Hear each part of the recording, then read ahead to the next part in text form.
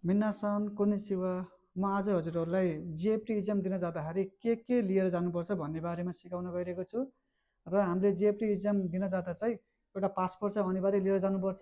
र त्यसमा हामीले एक्स्ट्रा लग्नुपर्ने भनेको एउटा कन्फर्मेसन लेटर। हामीले इक्जाम फर्म भर्दाखेरि कन्फर्मेसन लेटर हुन्छ, त्यो चाहिँ हामीले लिएर जानुपर्ने हुन्छ। र त्यो हामीले कन्फर्मेसन लेटर चाहिँ कसरी प्रिन्ट गर्ने भन्ने बारेमा म सिकाउन गइरहेको छु।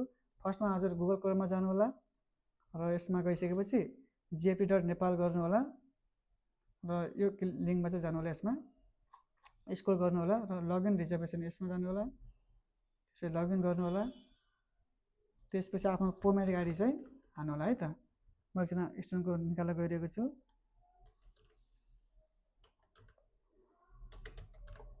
पासपोर्ट हाल्नु होला।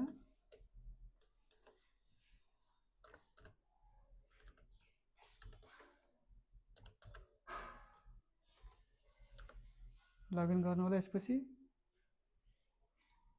र हजुरले यदि केही डेटहरू चेन्ज गर्न चाहनुहुन्छ भने यसबाट चेन्ज गर्ने। र हजुर यदि कन्फर्मेसन लेटर चाहिँ निकाल्न चाहनुहुन्छ भने यसरी कन्फर्मेसन लेटर र यस हजुरको कन्फर्मेसन लेटर चाहिँ यो है त।